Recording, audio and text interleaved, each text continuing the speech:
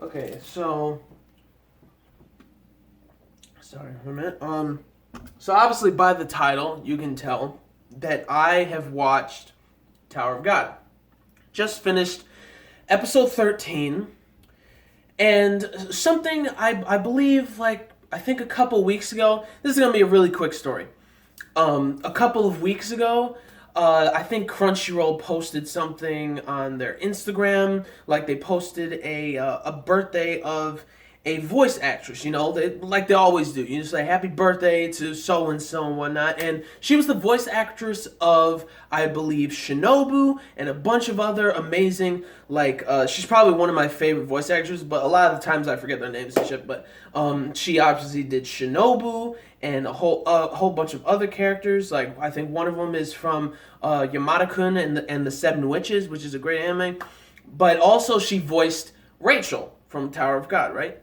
So the thing is, like when I posted like, hey, congratulations and whatnot. Like I love all of the characters that you voice and whatnot and stuff like that, right? So then somebody decides to reply to my comment saying, even Rachel, and they said, and then I said, yeah, from what I've seen so far, she's a great character and whatnot, and this person was like replied back saying like, oh, just I'm gonna give you a heads up that you're probably not gonna like her later on at a certain point. Something's gonna happen and you're not gonna like her. First of all, I hate when people do that. I couldn't care less about like a heads up with that shit, but this person said that you're probably not going to end up liking her, and then somebody else was like, yeah, you're not going to like her and stuff.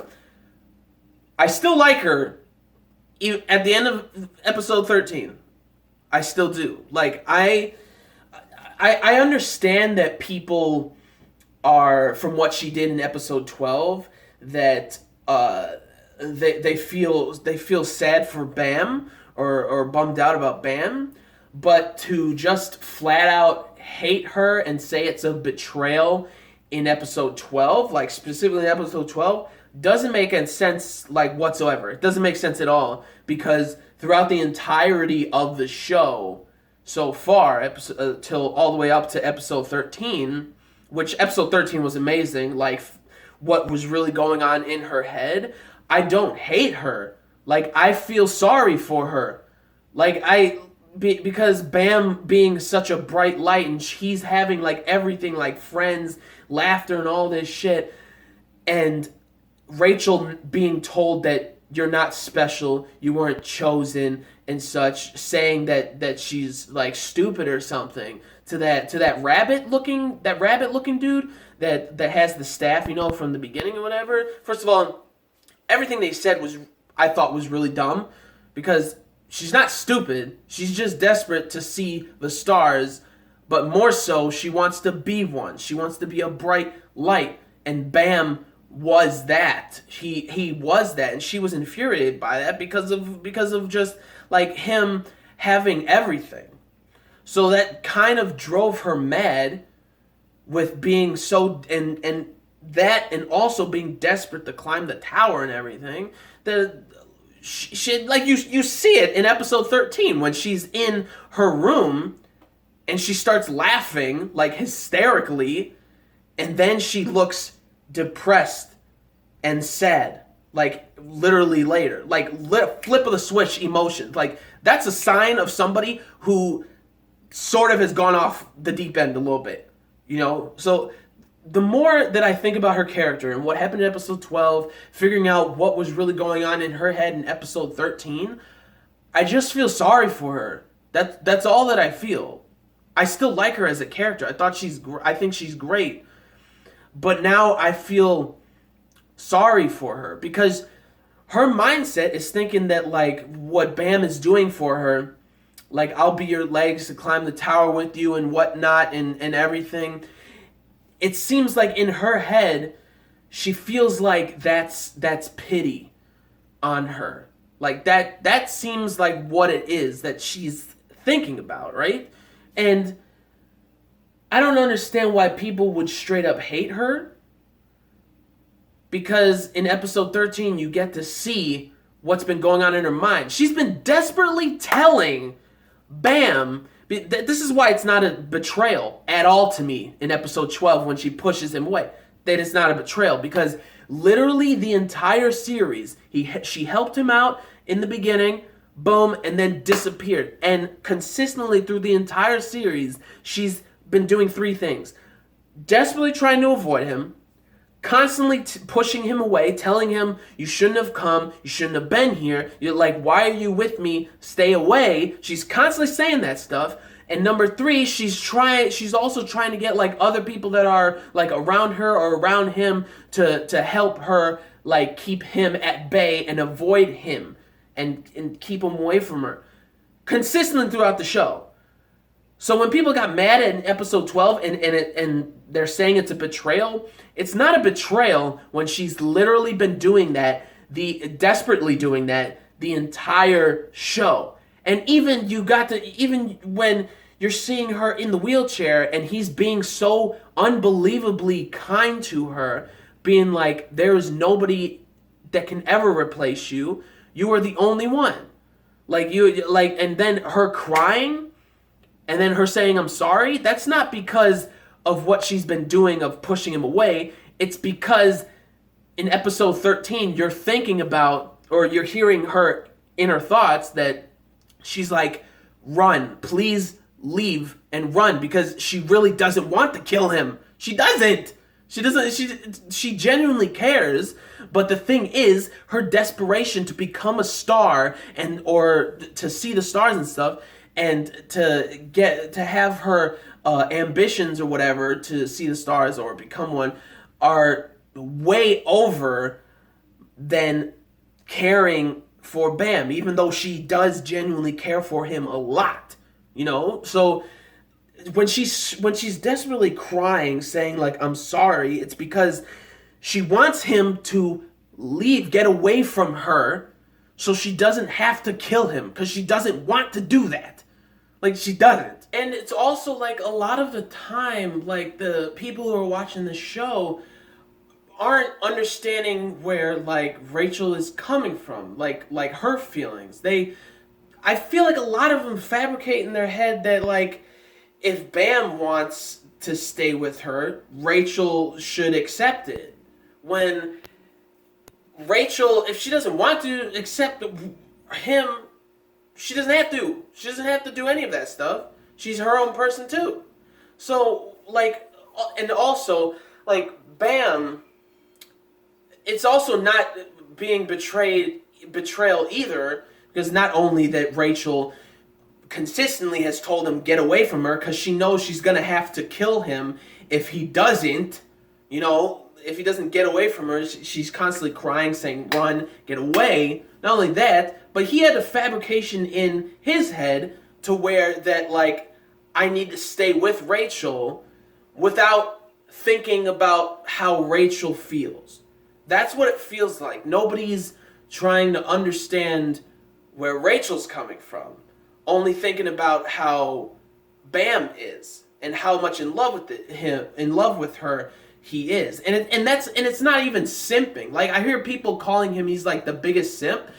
That also doesn't make sense to me either, because he is just in love. You can tell that he's in love with her. Like, there's no doubt, right? And he wants to help her without getting anything in return, or just to like help her reach her goals so he can go with her to see the stars. That's not simping.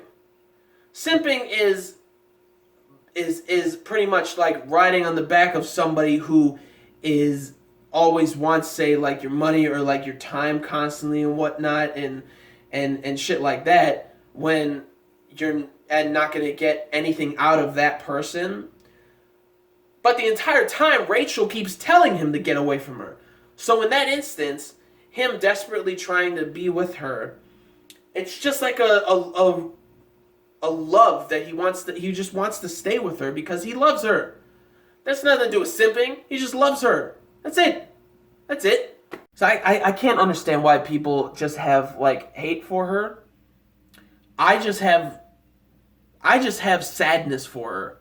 Like, I just feel sorry for her, because it seems like she doesn't have like the ability of like Shinsu. She can't even do it at all. She is weak. She can't really even like do anything. And then that shitty rabbit looking creature thing had the bow staff, or not the bow staff, but like that staff with the Shinsu, and like saying such rude things to her, saying like you're too weak, you weren't chosen, you're like you're stupid, like her stupidity and shit like that. I'm like, dude, shut up. Like, you don't, like, just tell her that she can't. You don't have to be like rude about it. Just tell her that like you can't go up this tower if you're this weak and whatnot. And then she sees Bam appearing, and she's like, why is he here? Why is everything about him? What, like, I understand her feelings of like having Bam doing that, and like on her point of view, she hates that feeling of him being so bright and her pretty much being in the shadow, and him being surrounded by so many people that really like him and love him so much. And she's over here like she's desperate and pissed off that he's just getting everything. He's barely ever losing anything, except for like he kind of lost Rachel in episode 12 when she pushed him or whatever. But it seems like he's getting everything when Rachel isn't getting anything. And that's what makes me sad for Rachel, because all of this stuff, her constantly contemplating these things, has driven her mad, has driven her crazy. That's what happened.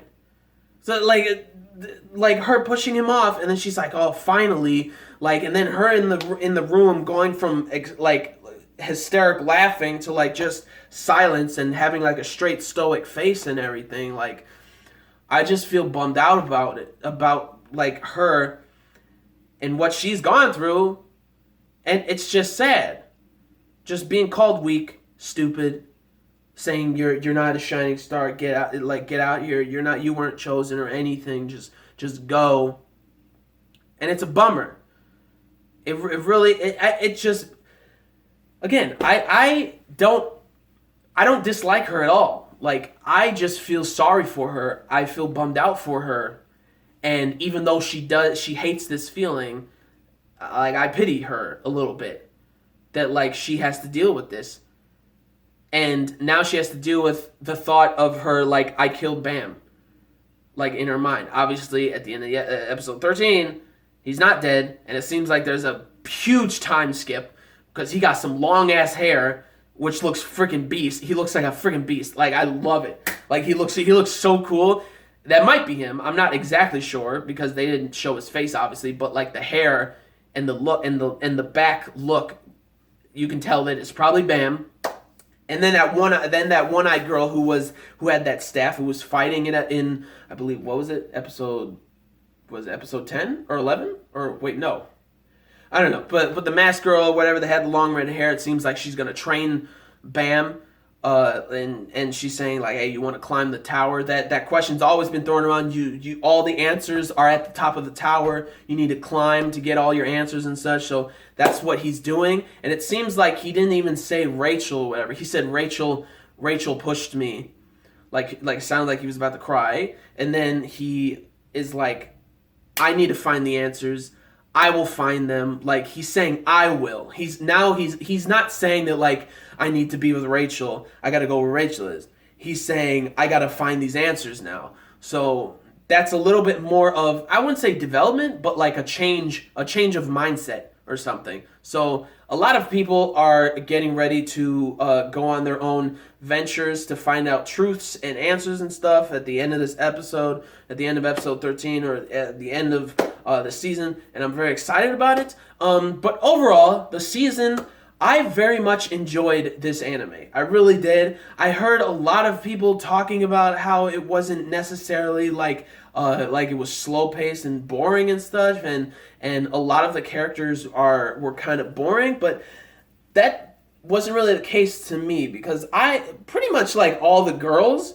I loved all the girls, honestly. You got and then you got Shibisu who has the tracksuit on. That dude was great. And Rack, bro, the alligator, he's my freaking boy. The Tsundere Gator, he's my dude. I love him. He's probably my favorite character. And then number 2 is probably I want to say tied with the 3 princesses of Jahad that we saw. You know, you got Endorsi, Anak, and Yuri. I think those 3 girls are just awesome.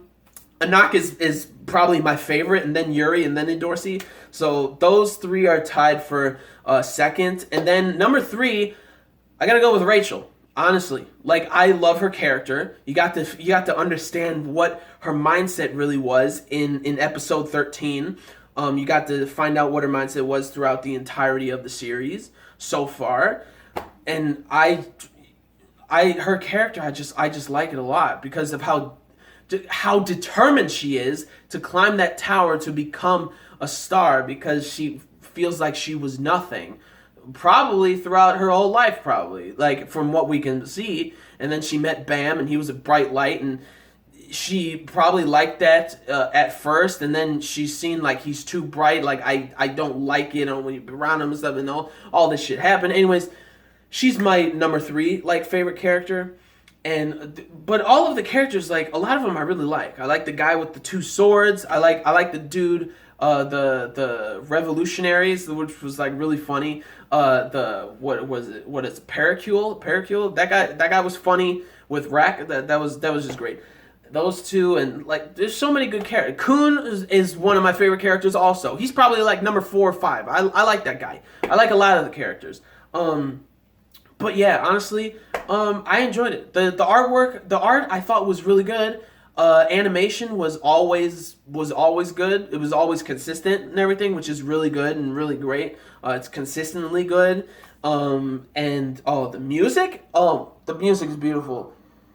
Kevin Penkin, bro, this is my dude. Like, he's done the music for Made in Abyss.